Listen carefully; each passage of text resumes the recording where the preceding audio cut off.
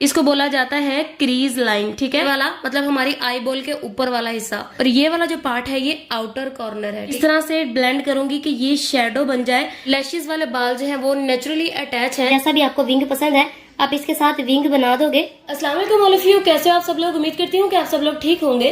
आज की इस वीडियो में मैं आप लोगों के साथ शेयर करने वाली हूँ कि आई मेकअप करने के लिए आपको जो है ना किस तरह से देखना पड़ेगा, कितने पार्ट्स हैं आपके आईज के और किस पार्ट पर कौन सा वाला कलर अप्लाई होगा तो आपका एग्जैक्ट मेकअप जो है ना वो हो सकता है।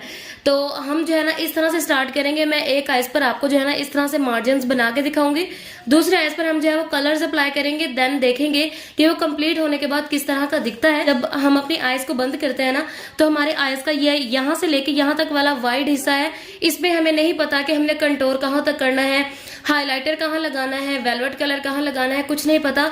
हम बस अपनी मर्जी से जहां दिल करता है, जो कलर दिल करता है हम लगा देते हैं। ऐसा नहीं होना चाहिए। आपको पता होना चाहिए कि आपके कौन से पार्ट पर कौन सा कलर अप्लाई होना है, ठीक है। अगर मैं अपनी आईज को इस तरह से देखूं तो अगर आप आईज को बंद करो तो आपको कुछ भी जो है वो नजर नहीं आएगा एक प्लेन स्किन के अलावा। लेकिन अगर आप अपनी आईज को ओपन करो आईज, हाँ, तो यहाँ पर आपको ये लाइन नजर आ रही होगी। खोलो, ये देखें, ये एक लाइन बन जाती है ये वाली, ठीक है। इसको बोला जाता है क्रीज लाइन। बंद करो। ये वाली जो लाइन है ना हमारी, ये वाली, इसको बोला जाता है क्रीज लाइन, ठीक है। ये हमारी वो वाली लाइन है जिसको हम बहुत अच्छे से कंटोर करते हैं अपनी आईज को जो है ना वो बड़ा दिखाने के लिए, या फिर आईज की डेफिनेशन इसी तरह से होती है कि आप आईज को पहले अच्छे से कंटोर करो। अच्छा, मैंने आईज के ऊपर बेस नहीं लगाई हुई थी तो मैंने बेस बना ली है ऑफ कैमरा, ताकि मैं कलर अप्लाई करूं तो आपको क्लियरली नजर आ सके कि मैं कौन सा कलर अप्लाई कर रही हूँ। मैंने यहाँ पर जी क्रिस्टीन का पीच कलर लिया है इस पैलेट के अंदर से, और मैं इसको इस तरह से अप्लाई करूंगी और मैं उसको इसी एरिया में रहते हुए अप्लाई करूंगी जिस एरिया में मैंने आपको इस तरह से लाइन बना के दिखाई है, ठीक है। इस तरह से अगर आप आईज को इस तरह ऊपर से स्ट्रेच कर लेते हो तो आपको ज्यादा आसानी होगी कलर अप्लाई करने में। अभी अगर मैं बात करूं अपनी इस क्रीज लाइन के नीचे वाले एरिया की, तो यहाँ पर आपको यहाँ से लेके यहाँ तक पूरा पार्ट नजर आ रहा होगा, जो कि बेसिकली 3 पार्ट्स में जो है वो डिवाइड हुआ है। मतलब हमारी आईज का ये वाला हिस्सा, ये वाला मतलब हमारी आई बॉल के ऊपर वाला हिस्सा, ये जो सेंटर वाला इतना सा पार्ट है ना, इसको बोला जाता है आई लिड। आईलिड तो बेसिकली आपका ये पूरा ही है, बट अगर मैं बहुत डिटेल डेफिनेशन में जाऊं तो हमारा ये वाला जो पार्ट है ना, मतलब हमारे आई बॉल के ऊपर वाला ये सेंटर पार्ट जो है ना, ये आईलिड बोला जाता है।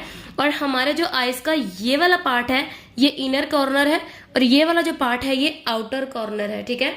मतलब हमारी नोज के साथ से जो पार्ट है आई वाला वो हमारा इनर कॉर्नर है, और ये बाहर वाला जो हिस्सा है ना, ये वाला वी, ये हमारा आउटर कॉर्नर है, ठीक है। अभी यहाँ पर अगर देखा जाए, आपने अक्सर देखा होगा कि जब हम डार्क कलर्स अप्लाई करते हैं, जैसा कि मैं अक्सर यहाँ पर डार्क ब्राउन कलर जो है वो अप्लाई करती हूँ।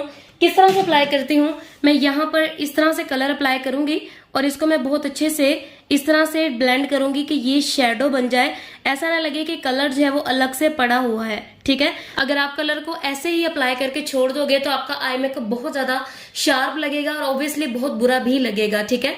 तो आपने अगर नोट किया हो तो कलर जो है वो डार्क वाला यहीं पर अप्लाई किया जाता है। कभी आपने देखा है कि डार्क ब्राउन कलर यहाँ लगा हो या डार्क कोई भी कलर है वो यहाँ लगा हो और लाइट कलर जो है वो यहाँ लगा हो? ऐसा कभी भी नहीं होता। डार्क कलर हमेशा आउटर कॉर्नर पर लगता है या फिर दोनों साइड्स पर लगता है।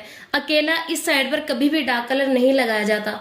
ये इसी वजह से होता है कि हमारी आई मेकअप की थ्योरी ही ये है कि हमारा जो आउटर कॉर्नर है यहाँ पर डार्क कलर लगता है, और बाकी जो हमारा यहाँ से यहाँ तक वाला पार्ट है ना, यहाँ पर आप कोई भी जो है वो वेलवेट शेड लगाओगे, ठीक है, जो भी आपके ड्रेस में अवेलेबल है, गोल्डन, सिल्वर, पिंक, कॉपर, जो भी कलर अवेलेबल है वो आप लगाओगे। जैसा कि मेरे पास यहाँ पर ये कॉपर शेड है, ये मैं यहाँ पर अपने आई के ऊपर अप्लाई करूंगी, बट मैं इसको जो है ना इस तरह से अप्लाई करूंगी और मैं इसको इनर कॉर्नर तक लेके जाऊंगी, बट मैं इसको आउटर कॉर्नर पर लेकर नहीं आऊंगी, ठीक है।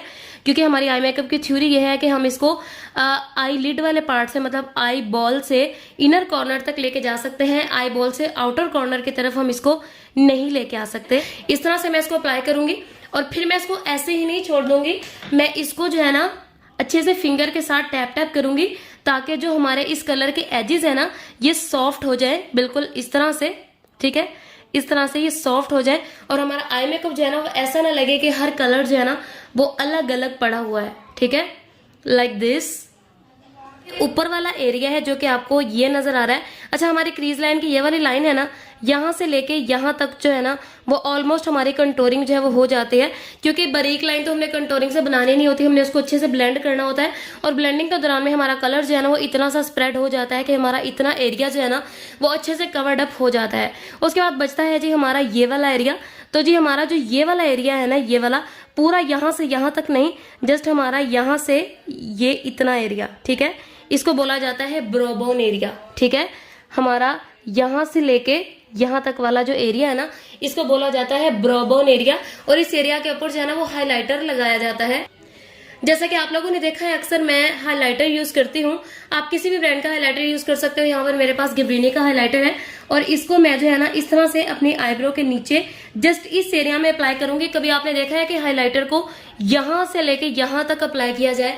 ऐसा कभी भी नहीं होता। हाइलाइटर जो है ना वो हमेशा जो हमारी आईब्रो का ये वाला सेंटर वाला आर्च होता है ना, यहाँ पर अप्लाई करते हैं और फिर इसको थोड़ा सा ब्लेंड करके आगे और पीछे वाली साइड पर ले जाते हैं इस तरह से। ठीक है, अब बारी आती है जी हमारे इस एरिया की।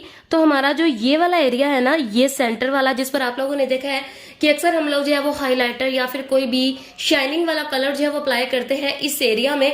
तो इस एरिया को बोला जाता है जी टीयर डक्ट। ठीक है, टीयर डक्ट, DUCT। ठीक है, तो इस एरिया पर हम जो है ना वो हाइलाइटर अप्लाई करते हैं। वो आपकी मर्जी है, आप फिंगर के साथ अप्लाई कर लो या फिर आप ब्रश ले लो। इस तरह से हम जो है ना वो कलर को अप्लाई करते हैं अपने इनर कॉर्नर पर, जो कि बहुत ज्यादा खूबसूरत लगता है और आजकल बहुत ज्यादा ट्रेंडी भी है। अब बारी आती है जी हमारे इस एरिया की। तो हमारे जो लैशेस के बिल्कुल साथ साथ ये आपको लाइन नजर आ रही होगी, जिसके साथ हमारे लैशेस वाले बाल जो हैं वो नेचुरली अटैच हैं। इस लाइन को बोला जाता है अपर लैश लाइन। ये वाली जो लाइन है ना हमारी, ये मैं आपको हाईलाइट करके दिखाती हूँ। ये वाली जो हमारी लाइन है जिसके साथ हम लाइनर लगाते हैं, उस लाइन को बोला जाता है अपर लैश लाइन। और इस लाइन के साथ जो है ना वो अक्सर हम लाइनर लगाते हैं, जैसा कि मैं अभी आपको लगा के दिखाने वाली हूँ। यहाँ पर जी मेरे पास काशिश का आई लाइनर है और आप लोगों ने देखा है कि जब भी हमने लाइनर लगाना होता है, सबसे पहले हम लोग जो है ना इस तरह से लैश लाइन के साथ साथ बिल्कुल एक लाइन ड्रॉ करते हैं। उसके बाद विंग बनाना जो है ना वो एक अलग प्रोसेस है, वो आपको पता है कि आपने बनाना ही है। ठीक है, बट हमारा फर्स्ट स्टेप जो है ना वो इस लैश लाइन के साथ साथ लाइन लगाना है। तो आपने याद रखना है कि आपके जो ये लाइनर वाली लाइन है ना, इसको बोला जाता है अपर लैश लाइन। ठीक है, इस तरह से हम कलर अप्लाई करेंगे। देन हम छोटा सा या जैसा भी आपको विंग पसंद है, आप इसके साथ विंग बना दोगे लाइक दिस। खोलो इस, फिर बंद करो, फिर खोलो, फिर बंद करो। ठीक है, इस तरह से आएगा कुछ। अब बारी आती है जी हमारे आईज के नीचे वाले पार्ट की। तो आप लोगों ने देखा होगा अक्सर हम आईज के ऊपर जो है वो मेकअप करते हैं, आईज के नीचे भी मेकअप किया जाता है। तो आपको पता होना चाहिए कि आपकी आईज का जो नीचे वाला पार्ट है उसको क्या बोला जाता है। तो अक्सर आप लोगों ने देखा होगा कि जो हमारी लैशेस वाली लाइन है ना, ये वाली, इसके बिल्कुल नीचे कलर अप्लाई किया जाता है। कभी आपने देखा है ऐसा कि लैशेस छोड़ के यहाँ पर कलर अप्लाई हुआ हो? ऐसा कभी भी नहीं होता। कलर हमेशा जो है ना वो लैशेस के बिल्कुल नीचे अप्लाई किया जाता है। डार्क कलर भी अगर आपने लगाना है तो लैशेस के बिल्कुल नीचे अप्लाई होगा और उसके साथ लाइट कलर के साथ ब्लेंडिंग होगी। तो जी इस पार्ट को बोला जाता है lower lash line, lower lash line. ठीक है, तो सेम कलर जो हमने आईज के ऊपर लगाया था वही मैं जो है वो आईज के नीचे अप्लाई करूंगी इस तरह से। अगर आप जो है वो कोई डार्क कलर लगाना चाह रहे हो या फिर कुछ लोगों को स्मोक जो है वो स्मोक टाइप लुक जो है वो पसंद होता है, या फिर काजल किसी को बहुत ज्यादा पसंद होता है, तो आप उसको जो है ना लैशेस के बिल्कुल साथ रख के लगाओगे। ऊपर देखो, लैशेस के बिल्कुल साथ रख के लगाओगे। उसके बाद आप किसी भी लाइट कलर के साथ उसको ब्लेंड आउट कर दोगे। मैक्सिमम आपका जो कलर है ना वो यहाँ तक आता है, इससे ज्यादा नीचे कलर जो है ना वो नहीं लेके जाते, क्योंकि वो अच्छा भी नहीं लगता। ठीक है, ऊपर देखो, तो हम बहुत अच्छे से लोअर लैश लाइन के साथ साथ कलर अप्लाई करेंगे और ये कंप्लीट होने के बाद दिखेगा कुछ इस तरह का। बंद करके दिखाओ, फिर खोलो, फिर बंद करो। तो जी आई मेकअप कंप्लीट होने के बाद दिखेगा जी कुछ इस तरह का। आइज खोल के बंद करके दिखाओ इनको। ठीक है, अगर आप इस मेथड को फॉलो करके और इसके हिसाब से इस टेक्निक को यूज करके आप आई मेकअप करते हो ना, चाहे आप स्मोकी आई करो, चाहे आप कॉर्नर सर्किट करो या आप स्मज मेकअप, किसी टाइप का भी आप मेकअप कर रहे हो, अगर आप इस टेक्निक को फॉलो करके इस बात को माइंड में रख के कि आईज के किस पार्ट पर कौन सा कलर अप्लाई होना चाहिए, आप उस हिसाब से मेकअप करोगे ना तो आपका मेकअप बहुत खूबसूरत होगा। तो आप लोगों ने जब भी मेकअप करना है, आपने इस टेक्निक को यूज करके इस बात को माइंड में बिठा के कि कौन सा पार्ट है, कौन सा कलर लगना है, देन आपने मेकअप करना है। और इस टेक्निक को जरूर ट्राई कीजिएगा, आपको खुद पता चलेगा, वाज़ेह फर्क नजर आएगा आपको कि आपके बिफोर मेकअप में और आफ्टर यूजिंग दिस टेक्निक जो है वो किस तरह का लुक जो है वो आपने क्रिएट किया है। तो वीडियो आप लोगों को कैसा लगा कमेंट करके जरूर बताइएगा। होप सो कि आप लोगों को बहुत कुछ नया सीखने को मिला होगा। इसके साथ ही मुझे इजाजत दे, दुआ में याद रखिए, मिलते हैं एक और नई वीडियो में, तब तक के लिए अल्लाह हाफिज।